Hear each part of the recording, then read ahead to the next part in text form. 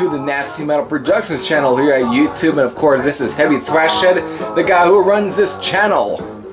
Of course, this is a 5 random records video, which is one I haven't done in a while actually, and I haven't done a video in a while to begin with. Maybe there might be another album review, maybe, but who knows? Depending on if there's an album that has been released that actually, you know, interests me. So, definitely be looking out for any other new videos. Maybe, who knows? Who knows with my channel? However, this isn't again about what's coming up. This is about 5 random records. So, of course, I got my box and everything. Got my beverages and. To keep me, going. Alright, let's definitely also talk about the album that's playing in the background. This, of course, is Wrist Rocket, the album that I talked about in my last video, if I'm not mistaken. As you can hear, it's definitely more melodic than usual. Kind of AOR-ish in a way, but it isn't too bad. Like I also said, they were from Fresno, California. From Fresno, California, which was the town that I was born in, city. But this was their only album. They were like a one-and-done band. However, and this is kind of, I guess you could say, as a private press in a way, because Sunwest Records. I don't know anything else the record label's ever released, so it's probably their own record label, self-released, but it was like released in 1978. It's not bad. It's actually definitely, it sounds like something you would hear on the radio, but they didn't get anywhere. And it seems to be the norm for a lot of bands out of Fresno, California. The only band that ever got, more recognition was probably, oh, what's her name? Oh, jeez, I just forgot. But they were like on Metal Massacre 10, Betrayal. They were a thrash metal band, and they were also featured on like Kerrang! Magazine. And they had demos, and they were also featured on the Raging Death Comp, which featured a few recognizable bands on there. One of them would turn like I think Atheist. I think it was like Ravage or they were featured in that and Metal Massacre 10. But that's as far as many bands from Fresno, California ever got. And then there was that Electric Eels. But, yeah. So let's definitely get into me picking the stuff right now. A box.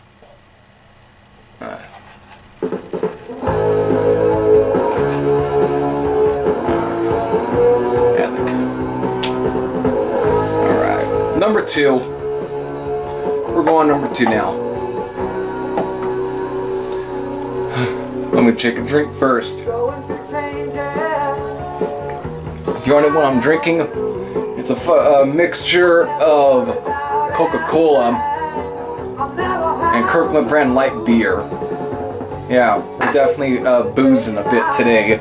Yet, it seems to work well with quite hard rock and heavy metal, so... Well, let me get him right here. Who knows what I end up, alright, somewhere right here. God, I hope this isn't fucking clean. Oh. Pile Driver Stay Ugly, I talked about this before. Definitely a classic. It's a classic metal album, if you ask me, and I like this album a lot better than Mental Inquisition. And no, you're not gonna say, oh, he's drunk, because no way this album is as good as Mental Inquisition. No, this is a fucking good album. This is more, I guess you could say it's definitely a little similar to what Virgin Steel were kind of putting out around time. Again, I talked about this also in my US Power Metal month, and it is definitely more of a US Power Metal sounding album. And I also have this playing one of my other, currently listening to videos. This is, to me, a fucking classic. That's all. I highly praise this album. Highly praise it, and I ain't gonna do a needle drop because I played it before. It's just a good album. That's all. And one of my favorites. It's like up there as one of my favorite metal albums. So I'm going back in, and we're going number 1 now, so it's gonna be on the top. Let's definitely take the camera. However, I think I'm just gonna do it like this, cause it's just better.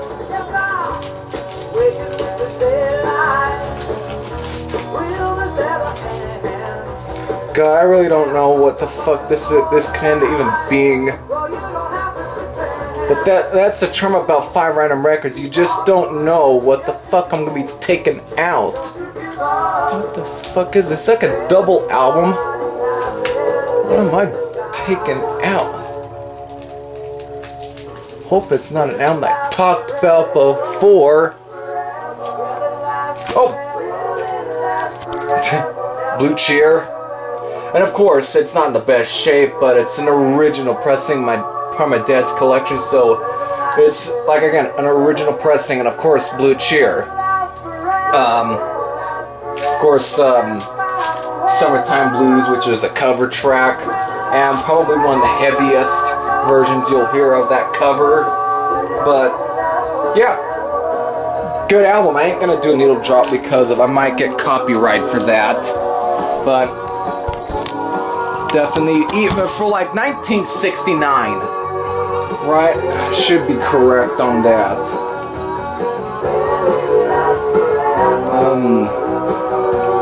Goddamn, is it like 1969 or no? It has to be around there. Even for that time, this is quite heavy for 1969. Of course, they get credit as as being one of the originators of heavy metal or just heavy music in general. But this is just kind of stripping away a lot of that, psychedelic stuff and being more, straightforward and in your face. Kind of something that even before bands such as, Deep Purple will kind of, go with. And of course, Deep Purple around the same time, but Deep Purple won't, really get their edge until like 1970, the year after. Actually, I think this was like 68, 69, still heavy for that time. So let's definitely get back right in.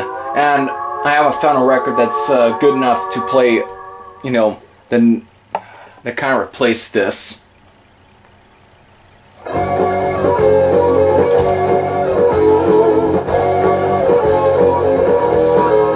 Alright, this is actually one of the more harder rockin' tracks off the album, actually.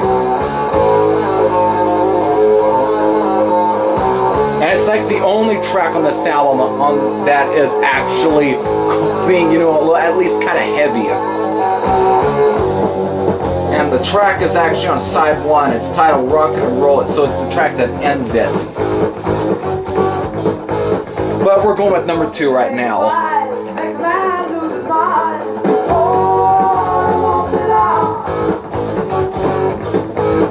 So down here, let me take over here. Let's take it, we're gonna make it, let your mind take it. Oh, you won't belong. We're gonna make it feel a feeling that is real. Oh, you won't belong. Running is too cool, what do you have? Don't tell me well, I don't know what this is, I might. Alright, I saw what I took out, but whatever. Of course, it's Still Crazy. Let me turn this down for a bit. Which is it's a comp. It features The Rods, Twisted Sister, Stampede, Starfighters, Anvil, Geordie, which featured Brian Johnson on vocals, Praying Mantis, Crocus, Lautrec, which was of course a side project of Stampede, and Girl School. It was actually released in France, actually. And surprisingly, I was able to find this in Fresno, California. The reason I think I've shown one of my various artists' videos where I showed the sleeve, and it's all in French. But it's a pretty good one. As far as needle drops, the only...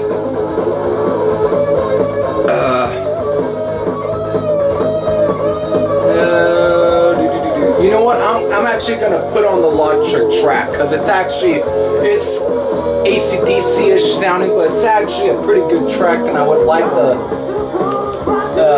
I think it's like made that Logic single. I think was like made as bonus tracks for one of the Stampede albums, actually. But it's a good track, and it's I would say it's much more worthy of at least putting on a, giving a needle drop.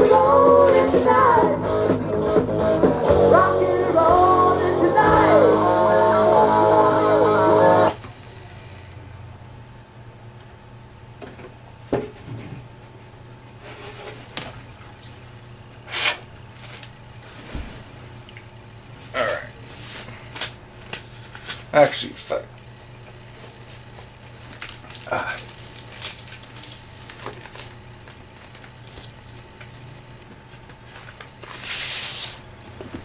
Zach again. If you can read, it's at least in French, as far as I know. And of course here, I think I might have showed the label. I don't think I ever did, but there's the label. Pretty simple, but it has a charm to it. Here we go.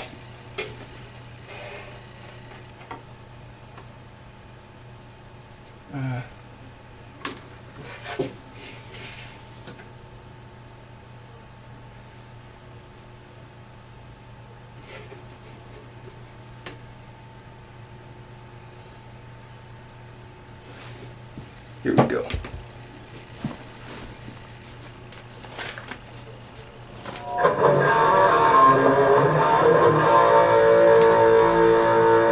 Kind of has that AC/DC thing going on.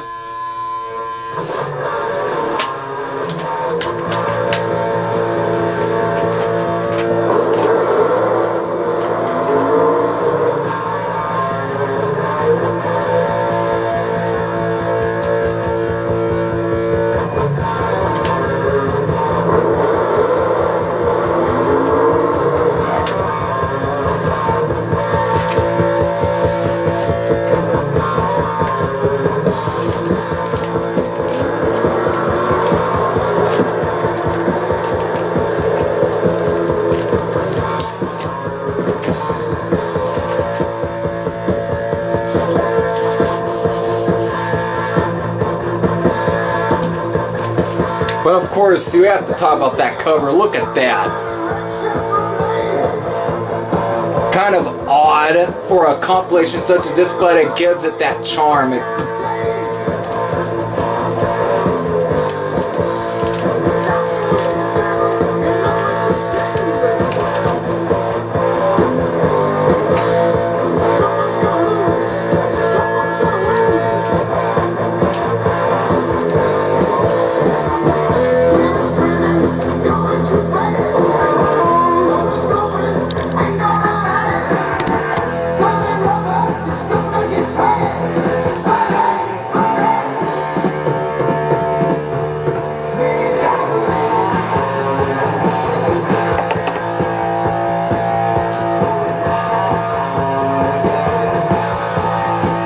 Number one. We're going number one.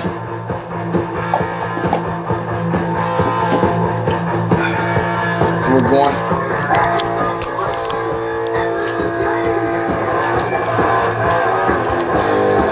I don't know.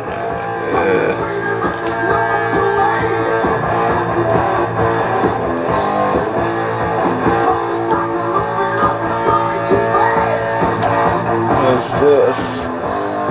Oh. Nah, that's not really worthy enough. Alright.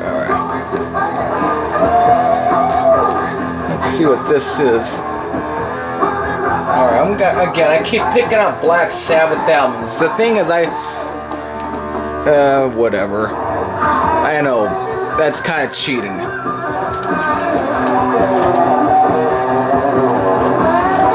Alright. Let me see if I can find, I don't know. Whatever.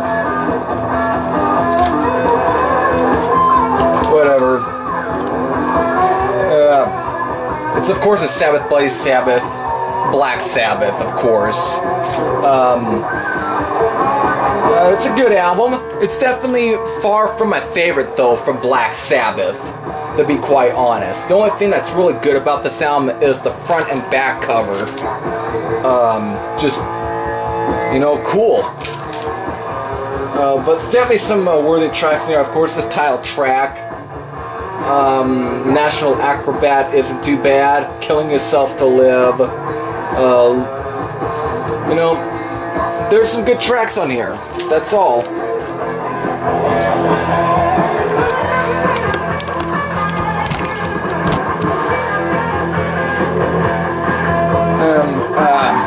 But to me, the album that my really preferred Black Sabbath album is the album that was released after Seventh Bloody Sabbath, which is, of course, is Sabotage. That's as far as my favorite Black Sabbath album is.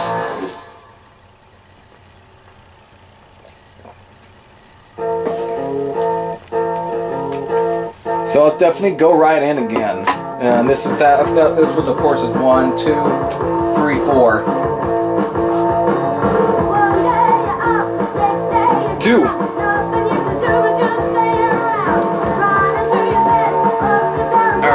So let's definitely see what I can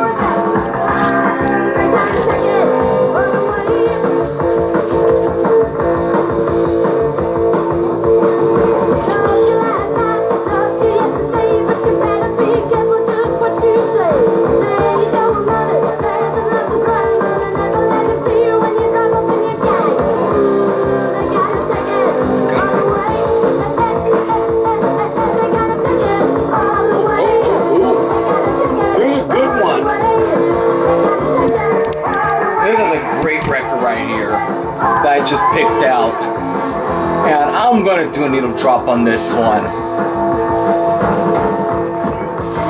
Well, I really wasn't trying to go for this record though, because again, this is 5 Random Records, because I did talk about this one in a 5 Random Records video that you'll probably never get to see because they had a lot of audio problems. But yet here I am with it again. And it wasn't intentionally. This is Wolfpack's Total Head Removal. This album, you know, I know Claudia Milder was talking about how, you know, British thrash was never, you know, very liked, and it was almost a joke to some. But here's one British thrash band that is more raw, more attitude, kind of like the very first Onslaught album. But these guys, surprisingly, were also around the new wave of British heavy metal movement. They were formed like in 1979, and they were like a cover band at first. And they had at least 5 members in the band, but you know, members keep leaving, whatever. But at least as far as the original members go, Mick Rabbitt is like, who's the guitar player, is the only one really original on this album. They just became a 3-piece, and they pretty much were more influenced by Slayer or Metallica, or like at least early Metallica, when Metallica were more of a raw, in-your-face type of band. This is pretty much like that. And you know, I'm gonna shut up. I'm gonna put a needle drop on this album. This is a fucking good one. And of course, let's talk about the cover art though. Who wouldn't buy this? Who wouldn't buy an album such as this with this artwork? It's cheesy, but there's just a charm to it. There is. And of course, this song is done anyway, which of course was Girls' School.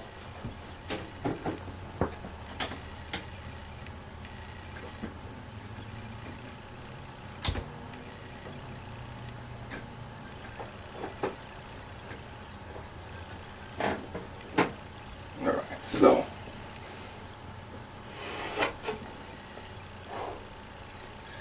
definitely taking this record off. I'm gonna have it down right here for at least a moment. I'm gonna take this one off.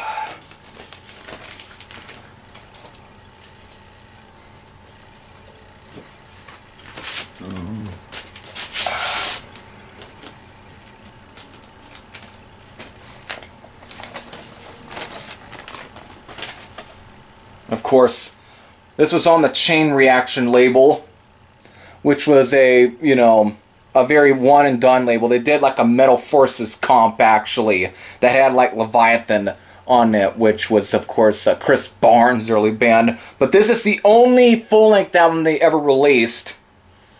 But at least the record label that I'm talking about, not just the band. But again, you don't get any simpler than that. But it just makes it more cooler, I guess. Let me put it. Even drop one. This is a fucking good album.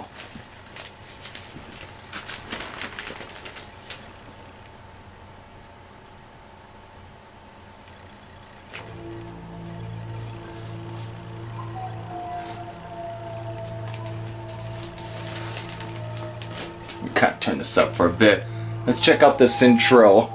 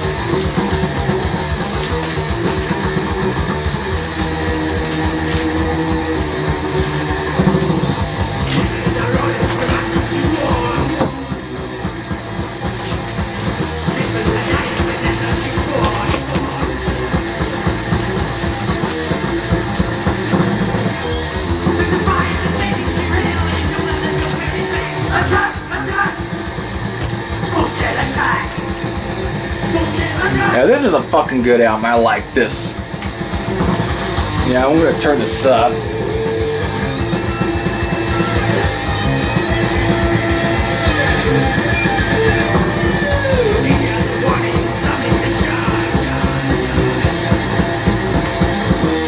So that pretty much does it for this episode. But you know, I'm gonna still keep this up playing for a bit. But yeah, I'm done.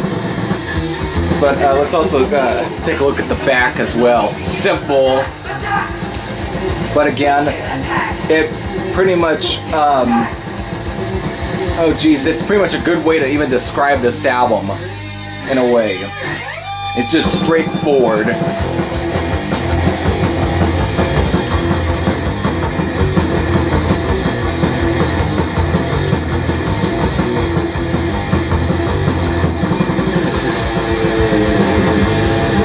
I'm definitely done right now. So, I hope you enjoyed this video. If you've heard of at least some of these bands, or had some of the, at least everyone knows who Black Sabbath and Blue Cheer, and at least to some extent Pile Driver, but if you have also any things to add on what you thought of some of these albums, you can definitely post them down in the comment section below. So, this is Heavy Thrasher saying I'm out.